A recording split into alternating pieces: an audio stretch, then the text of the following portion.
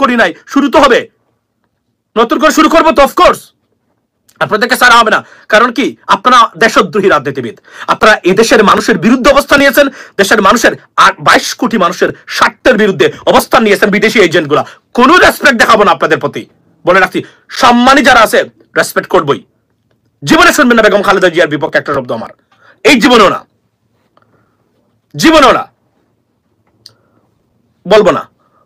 কেন জানেন? আমি জানি উনি কে, ভালো করে জানি। আমি বলছি না যে তারেক রহমান সাহেব দুর্নীতি, তারেক রহমান সাহেবের বিরুদ্ধে তার অনেক দুর্নীতির অভিযোগ নিয়ে আসছে, but the problem is Awami League 16 বছর ছিল, তার বিরুদ্ধে তো একটা বলছে যে সে হাজার হাজার টাকা পাচার করছে, but the question is where is the evidence?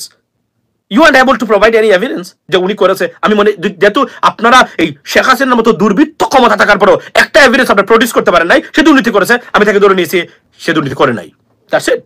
যদি উনি করতে প্রমাণ দিতেন আমি কথা বলতাম, দ্যাটস দ্য বটম লাইন। আমার কিছু প্রিন্সিপাল আছে, সেগুলো আমি বজায় রাখবো।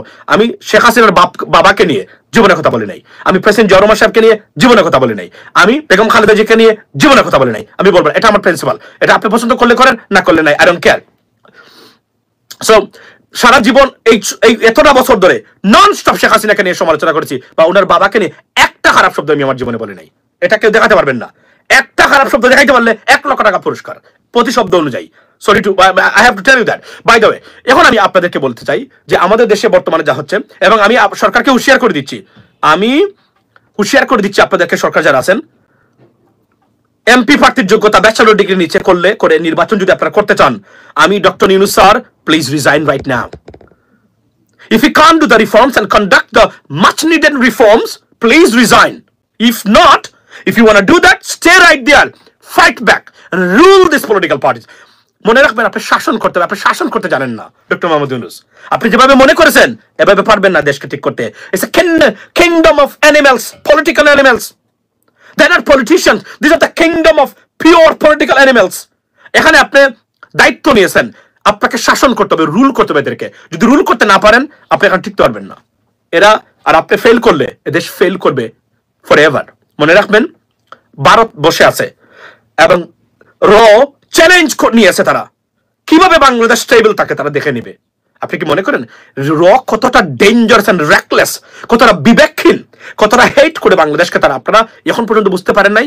ইউনূস স্যার না থাকলে আমি, আচ্ছা ইউনূস স্যার না থাকলে আমি দেশকে ঘৃণা করি। আচ্ছা তাসলিমা আক্তার আপনি বলছেন ইউনূস স্যার না থাকলে দেশকে ঘৃণা করি। ইউনূস স্যার, আমরা বলছি না উনি সারা জীবন থাকবেন। আমি মনে করি যে ন্যূনতম যে রিফর্মস গুলা, আমার জুডিশিয়ারি রিফর্মস করে যেতেই হবে, আমার ইলেকশন কমিশনের রিফর্মস করে যেতে হবে। আমি বছরের পর বছর এটার জন্য ক্যাম্পেইন করে যাচ্ছি। আমার পুলিশের রিফর্মস করে যেতে হবে, আমার অ্যান্টি কারাপশন ব্যুরো, আমার এই 4টা প্রতিষ্ঠানের রিফর্মস করে স্যার আপনি চলে যান, we don't care, go away, but you have to do that with much needed reforms you got to conduct before you living, because that's what we need. এবং এই 4টা প্রতিষ্ঠানের রিফর্মস যদি থাকে, তাহলে বাংলাদেশকে এই দুর্বৃত্ত শ্রেণীর রাজনীতিবিদ, দুর্বৃত্তায়িত পলিটিক্যাল ব্যবস্থা গ্রাস করতে পারবে না। আর যদি এটা না করতে পারেন স্যার, আমি মনে করি you need to resign right now, right now, don't waste the time. আর যদি মনে করেন না you committed to do that, do it. আপনারা রুল করতে পারতেছেন না, আপনার আমাদের কর্নেল অলি আহমেদের মতো স্ট্রং একজন ব্যক্তি এই উপদেষ্টা পরিষদে সংযুক্ত না করাটা আপনার চরম ভুল, এবং এই ভুলটা আপনার এই ভুল কাজটা আপনারা করেছেন জাতির সাথে। আমি বলতে বাধ্য হলাম আজকে উনার মতো ব্যক্তি, কারণ কি উনি একজন লেখাপড়া করা মানুষ, সৎ মানে রাজনীতিবিদ, অন টপ অফ ইট উনি একজন মানে সেনাবাহিনীর কর্নেল ছিলেন, বীর মুক্তিযোদ্ধা, এতটা সর্বগুণে গুণান্বিত একজন ব্যক্তি আপনি পাবেন না সচরাচর। উনাকে কেন উপদেষ্টা পরিষদে নেওয়া হলো না? এখন আমরা সাধারণ মানুষ, যেহেতু রাজনীতিবিদরা রাজনৈতিক ব্যবস্থা গুণে ধরে রাজনৈতিক ব্যবস্থা, এই জন্য আমরা আপনাদের পক্ষে আছি। আপনারা কি ভুল করেন নাই? করেছেন স্যার, অনেক ভুল করেছেন। এগুলাকে মিটিগেট করে নতুন করে সাজাতে হবে। আমি এখনো বলি সময় আছে, নিয়ে যান উনাকে, মানে উপদেষ্টা পরিষদে অন্তর্ভুক্ত করুন, করে দায়িত্ব দিন, দেখেন খেলা 6 থেকে 9 মাস ইলেকশনের যা আছে এর ভিতরে সবকিছু হয়ে যাবে। আমি আবার বলছি, আমি যদি এখন থাকতাম, আমার প্রপোজাল থাকতো, এখন কি থাকতো? আমার প্রপোজাল থাকতো যে বলে দিন রাজনৈতিক দলগুলাকে নির্বাচন 2026-এর 7-এর অথবা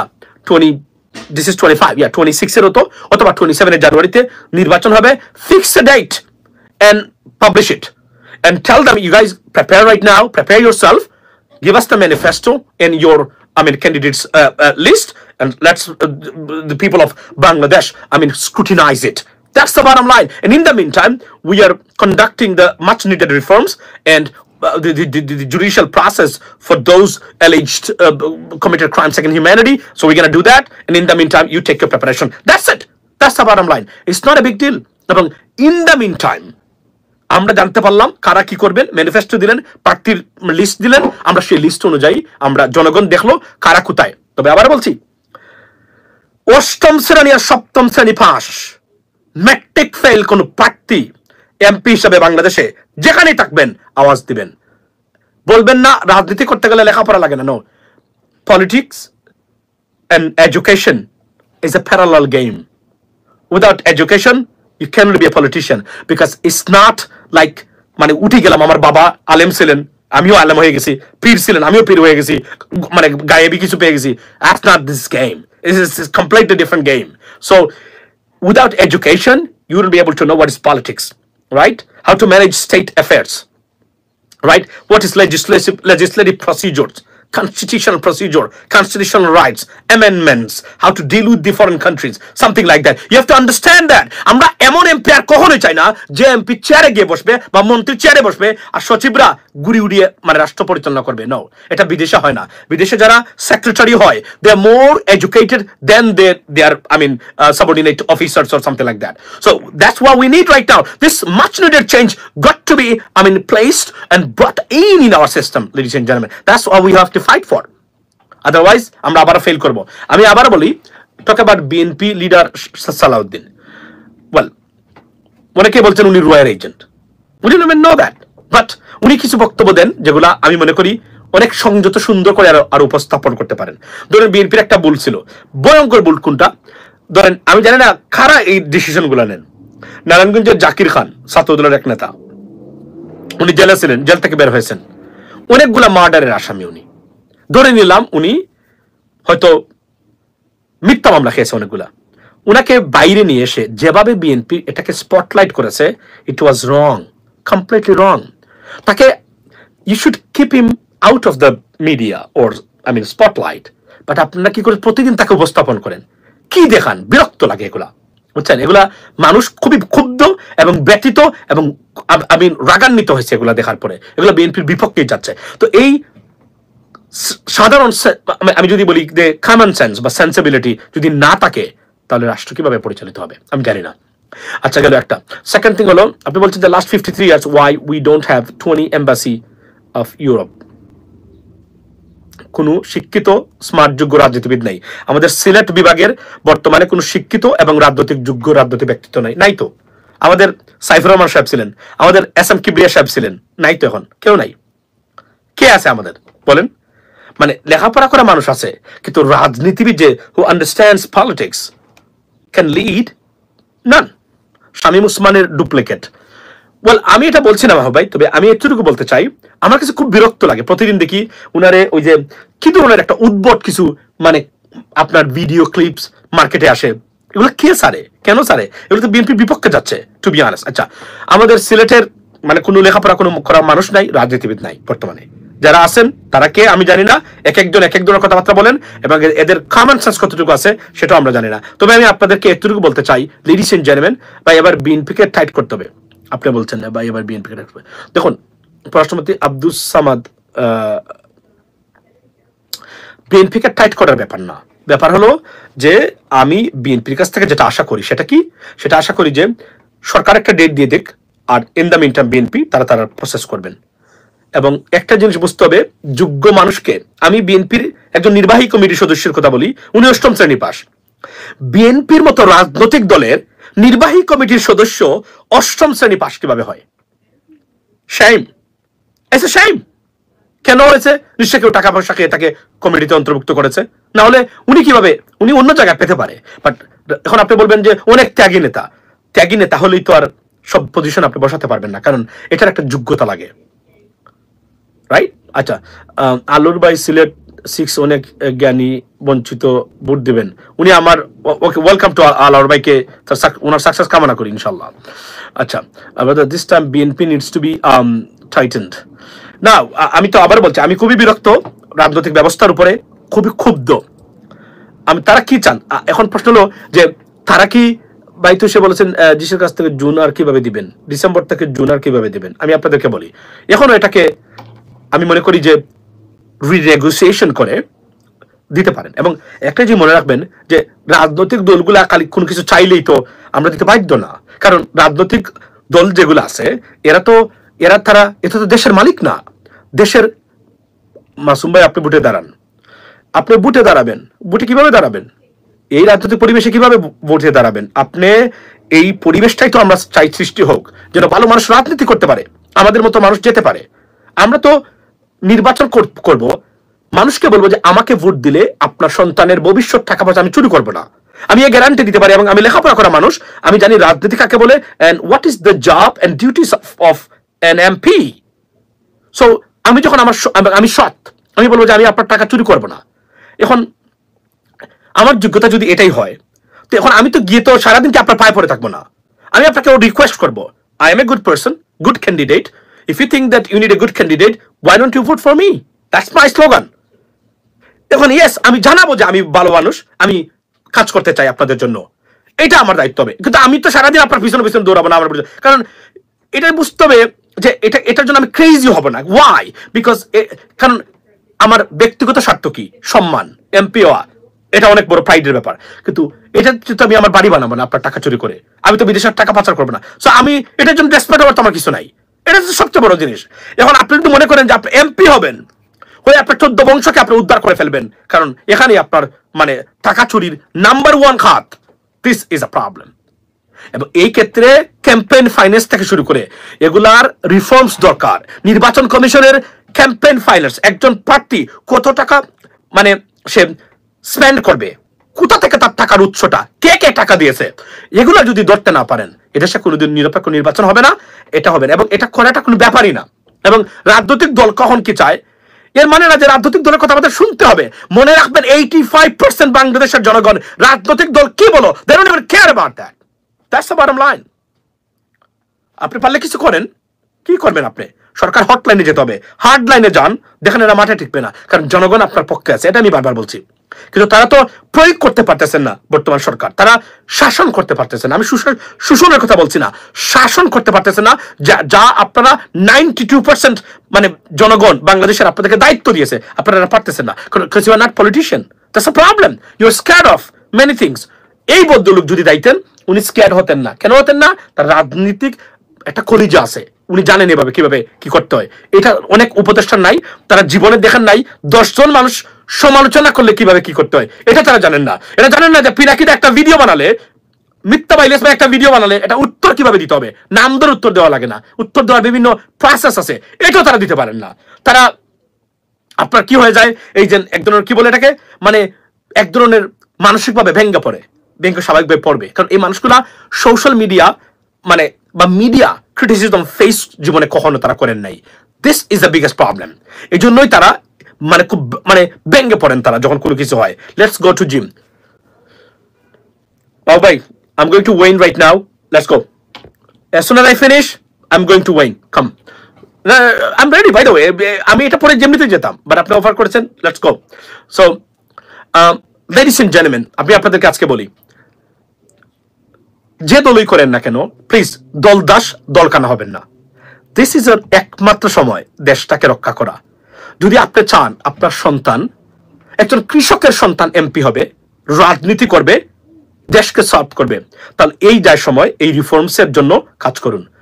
রাজনৈতিক দল চ্যালেঞ্জ করে বলতে পারি, they wouldn't do these reforms because we don't have any political party like that.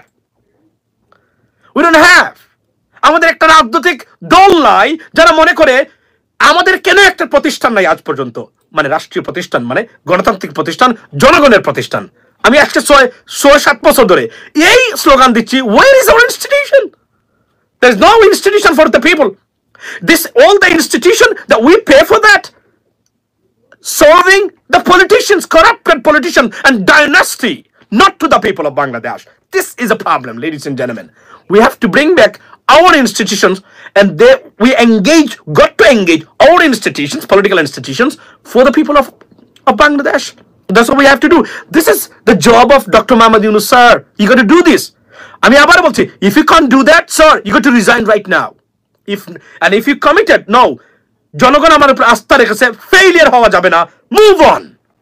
85% people of Bangladesh are with you, and we are with you right now. You don't have to worry about that. We are giving you money. প্রবাসীরা আমরা একটু টাকা দিচ্ছি, remittance $3 billion গেছে গত মাসে. Who can give you this money? Go to IMF and World Bank or ADB. See how much money you got to spend and how many delegations or discussions you got to take place to get part of this money, not a whole lot of this money. So this is our strength, right? So আমি এতটুকু বলছি, sir, you got to do that. You took the oath to protect Bangladesh and serve Bangladeshis right now, and there is no way you can. There is no. I mean, honestly speaking, you cannot. Go back. That's the bottom line. You have to move on, and that's what we need. আমরা sir 6টা মাস আমাদের institution গুলার reforms গুলো আপনি করে যান। সরকার এসে, আমি আপনাকে চ্যালেঞ্জ দিয়ে বলতে পারি, আপনি যে রিফর্মস করে যাবেন, বিএনপি এসে এগুলোকে বাতিল করতে পারবে না, করবে না বাতিল। মনে রাখবেন, বিএনপিকে আমরা যাই নিয়ে কথা বলি না কেন, বিএনপি কোনো দুর্বৃত্তায়িত রাজনৈতিক দল নয়। তবে ব্যর্থ রাজনীতিবিদ বিএনপির ভিতরে, ডিসফাংশনাল পলিটিশিয়ানসের অভাব নেই, এটা আমি নির্দ্বিধায় বলতে পারি। বিএনপি একজন সৎ মানুষের গড়া, নিজের হাতে গড়া রাজনৈতিক দল, এটা আমরা জানি। আর জনগণের বয়ে তারা এটা করবেন না।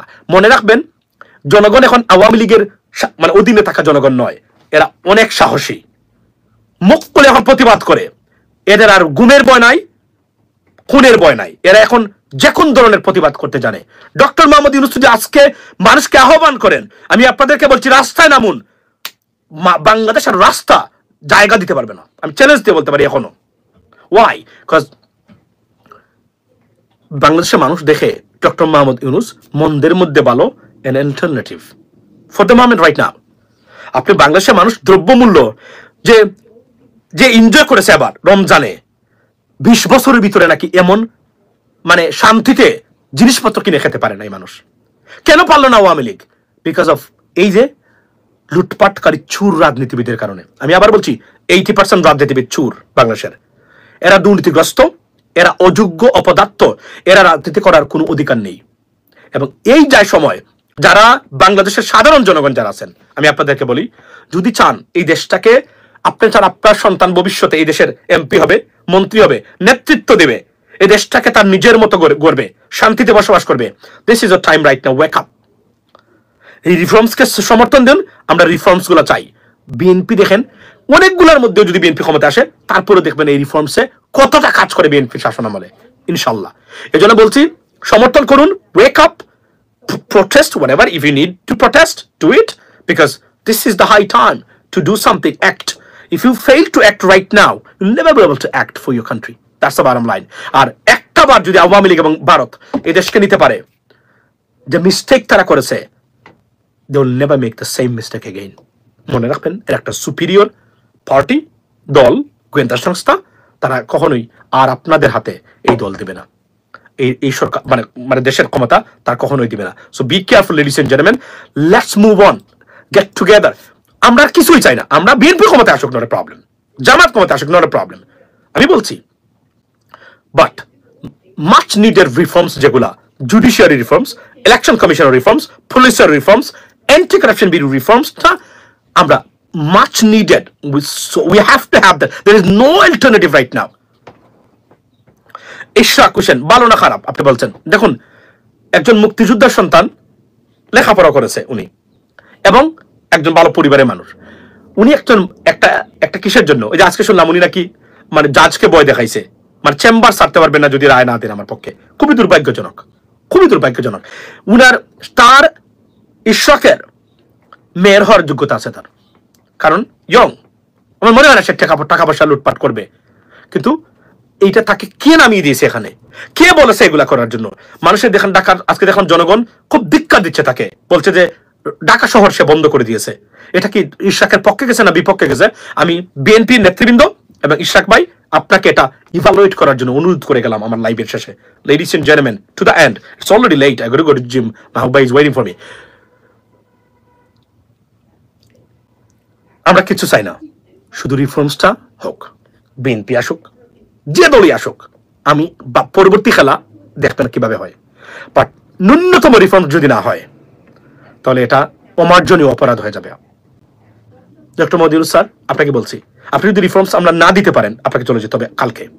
আর যদি মনে করেন না, it's my responsibility whatsoever, I will move on with my reforms agenda, please move on. We are there. We will support you.